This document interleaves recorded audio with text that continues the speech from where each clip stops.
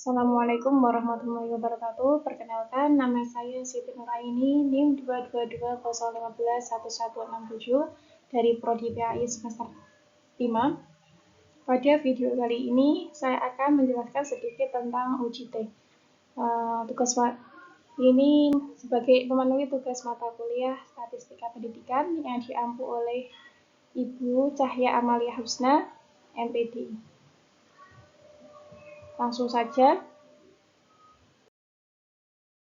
Pada video kali ini akan ada 4 pembahasan, yaitu yang pertama sejarah UJT, yang kedua fungsi UJT, yang ketiga spesifikasi UJT, dan yang terakhir jenis-jenis UJT.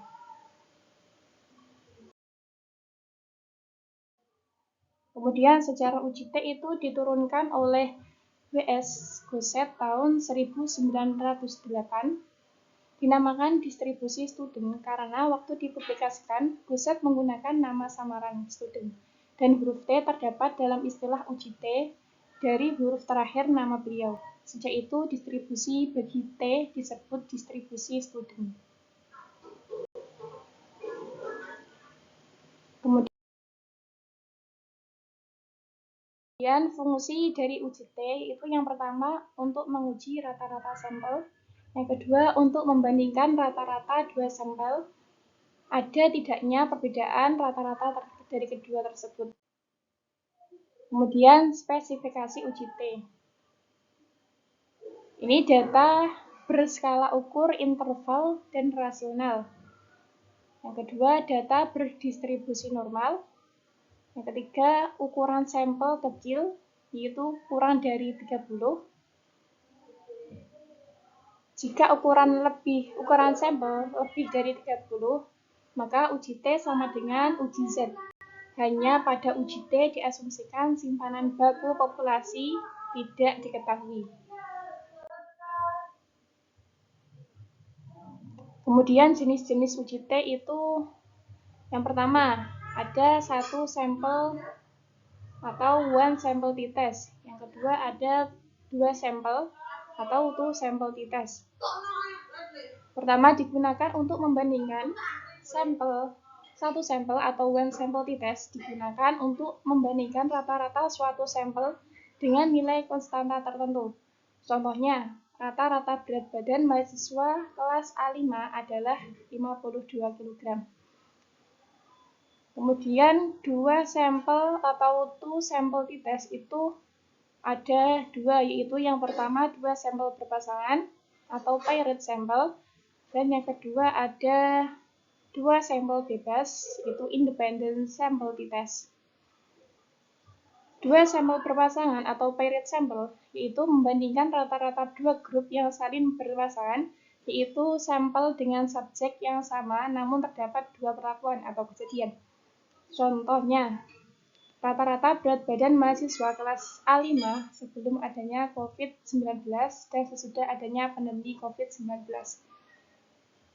Kemudian dua sampel bebas itu membandingkan rata-rata dua grup yang tidak berpasangan, yaitu dua subjek yang berbeda. Contohnya, rata-rata berat badan mahasiswa kelas A5 dan kelas A6 berbeda. Kemudian ini ada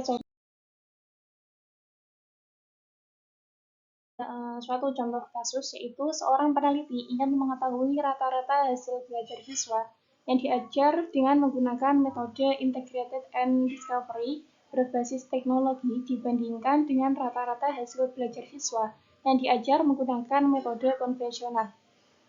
Penelitian dilakukan pada dua kelas, yaitu kelas eksperimen yang diajar dengan metode integrated and discovery berbasis teknologi dan kelas kontrol yang diajar dengan metode konvensional.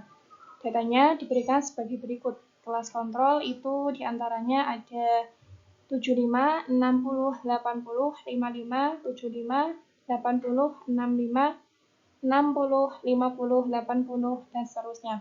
Sedangkan kelas eksperimen itu ada 85, 50, 90, 90, 75, 95, dan seterusnya.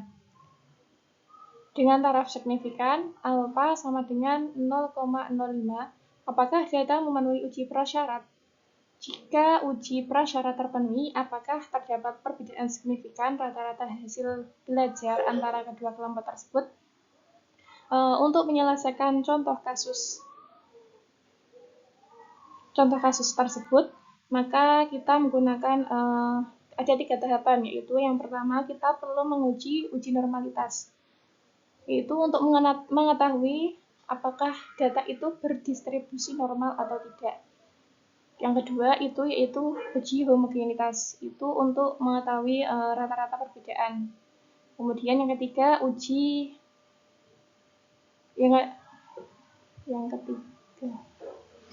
Kemudian yang ketiga yaitu uji T. Mari kita bahas satu persatu, yaitu yang pertama dulu, yaitu uji normalitas. Kita masuk ke pembahasan yang pertama, yaitu uji normalitas. Langkah yang pertama, uji prasyaratnya yaitu uji normalitas. Hipotesisnya HO sama dengan data berdistribusi normal, HA-nya data tidak berdistribusi normal. Taraf signifikannya alfa sama dengan 5% atau 0,05. Statistik ujinya Kolmogorov-Smirnov. Kriteria pengujian yaitu jika nilai signifikan lebih dari 0,05 maka H0 diterima, dan jika nilai signifikan kurang dari 0,05 maka H0 tidak diterima. Nah, kita langsung masuk ke aplikasi SPSS. Ini saya sudah memasukkan datanya. Kemudian kita klik variable view, kemudian varian var 001 itu diganti kelas A. Dan perlu diingat, kalau menggunakan aplikasi SPSS itu tidak bisa dengan menggunakan spasi, jadi diganti dengan underscore. Yang bawah diganti kelas B, desimal diganti 0, yang bawah juga. Kemudian measure-nya scale, yang bawah juga scale. Kemudian kembali lagi ke data view. Nah, kita lihat datanya dulu, kemudian kita klik analyze, descriptive statistik, kemudian explore, kemudian kita masukkan kelas A dan B ke dependent list, kemudian klik false, kemudian centang normality false and with text, kemudian continue dan oke. Nah, ini kita sudah mendapatkan data dari test of normality. Kita yang ambil yang Smirnov ya, ini test of normality ya. Output SPSS-nya itu signya yang kelas A menunjukkan yang menggunakan Kolmogorov-Smirnov itu 0,200 dan yang kelas B 0,200. Jadi kesimpulannya, dari hasil output SPSS diketahui bahwa uji normalitas data nilai ujian kelas kontrol dan eksperimen nilai signifikannya adalah 0,200 dan itu lebih dari 0,05. Maka dapat disimpulkan bahwa HO diterima dan nilai ujian berdistribusi normal.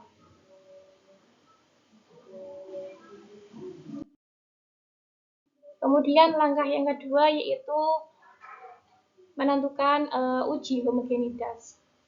Hipotesisnya HO data memiliki varian yang sama. Hanya data tidak memiliki varian yang sama. Taraf signifikannya alfa sama dengan 5% atau 0,05. Statistik ujinya menggunakan Levene test. Kriteria pengujian, jika nilainya signifikan kurang dari 0,05 maka HO diterima. Jika nilai signifikan lebih dari 0,05 maka HO tidak diterima. Kemudian lanjut di SPSS, ini juga saya sudah memasukkan datanya. Nah, kita klik variable view, yang var pertama diganti nilai siswa. Dan perlu diingat lagi, ini tidak bisa menggunakan spasi, jadi diganti dengan underscore. Yang kolom kedua itu diganti kelas. Kemudian desimalnya dienolkan, yang bawah juga dienolkan. Kemudian di value yang kelas itu ada value pertama itu diganti kelas, diisi dengan kelas kontrol.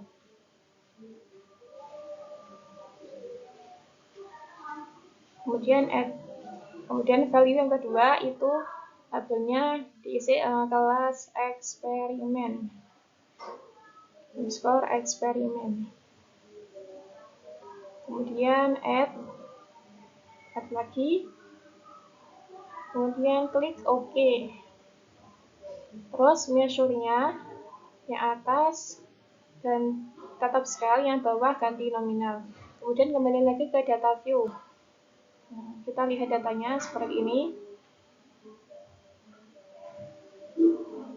Kemudian analyze, descriptive statistic, explore. Nilai siswa dipindah di dependent list, faktor dipindah, kelasnya dipindah faktor list. Kemudian klik close, klik power experiment, continue, oke. Ini datanya sudah keluar di output SPSS. Ini test of homogeneity of variance. Ini kita tinggal copy.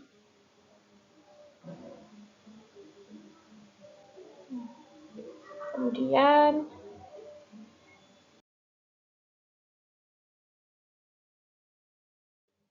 output SPSS-nya itu menunjukkan signifikannya kan 0,862. Jadi dari hasil output SPSS diketahui bahwa uji homogenitas data, nilai ujian kelas kontrol dan kelas eksperimen, nilai signifikannya adalah 0,862.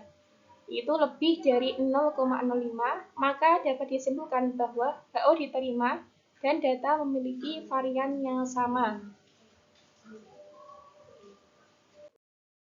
Kemudian lanjut, yang langkah ketiga yaitu mencari uji independent sample t-test. Kan tadi data sudah terbukti berdistribusi normal, jadi lanjut ke independent sample t-test. Kemudian hipotesisnya HO sama dengan tidak ada perbedaan signifikan antara rata-rata hasil belajar siswa yang diajar dengan menggunakan integrated and discovery dan metode konvensional. Hanya terdapat perbedaan signifikan antara rata-rata hasil belajar siswa yang diajar dengan metode integrated and discovery dan metode konvensional. Taraf signifikannya alfa sama dengan 5% atau 0,05. Statistik ujinya menggunakan Levene test. Nah, ini kita masuk lagi ke aplikasi SPSS. Datanya sudah saya siapkan juga. Kemudian klik variable view. Var 0001 itu diganti nilai siswa. Dan perlu diingat lagi kalau menggunakan aplikasi SPSS itu tidak bisa menggunakan spasi, jadi kita ganti dengan underscore. Kemudian yang bawahnya itu diganti kelas. Selanjutnya desimal itu diganti 0 semua. Desimal nilai siswa itu diganti 0.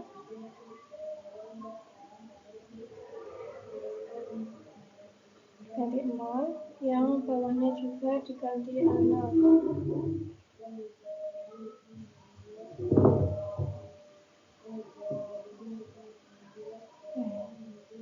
Kemudian klik di labelnya itu ketikkan nilai siswa,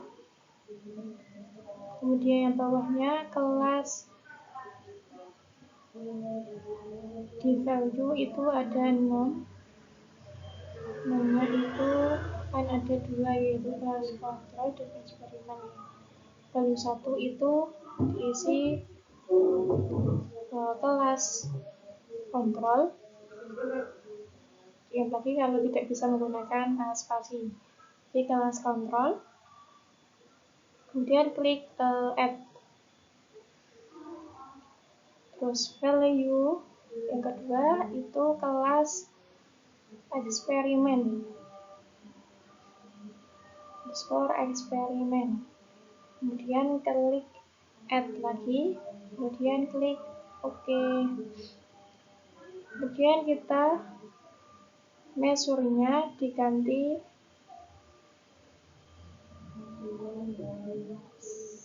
yang bawah diganti nominal, yang atas tetap scale. Kemudian data view. Nah, kita lihat datanya seperti ini, teman-teman. Kemudian klik analyze, compare mean, independent sample test, nilai siswa pindah tes variable, kelasnya dipindah ke grup invariable, kemudian klik define group, kemudian klik continue, kemudian OK. Nah, ini sudah ada output dari independent sample test. Kita tinggal copy juga ini.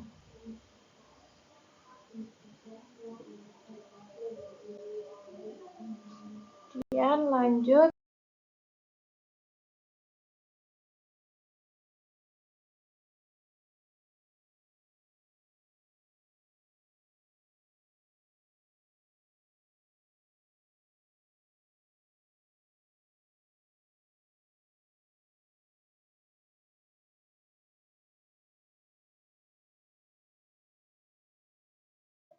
terus SPSS-nya tadi ya, nilai signifikannya ini 0,862.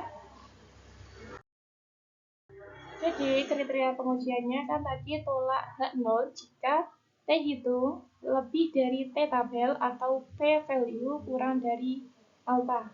Berdasarkan hasil uji independent sample test SPSS, maka diperoleh nilai T hitung sama dengan 12,671 dan P value sama dengan 0,00, untuk alpha sama dengan 0,05 dan dB sama dengan N dikurangi 2. Tadi kan jumlah totalnya 45, jadi 45 dikurangi 2 sama dengan 43, maka H0 ditolak. Jadi kesimpulan dari data di atas yaitu bahwa rata-rata nilai hasil belajar siswa kelas kontrol tidak sama dengan rata-rata nilai hasil belajar siswa kelas eksperimen. Cukup sekian. Terima kasih kepada teman-teman yang sudah menyaksikan video saya. Semoga video ini dapat bermanfaat dan mohon maaf apabila ada kekurangan dalam penyampaian materi atau kurang pemahaman dari saya. Saya mohon maaf yang sebesar-besarnya. Jadilah orang yang berilmu yang mengilmukan orang lain, dan jadilah orang cerdas yang mencerdaskan orang lain, dan jadilah orang sukses yang menyukseskan orang lain. Semangat untuk semua. Terima kasih sudah menonton video ini, dan jangan lupa like and subscribe.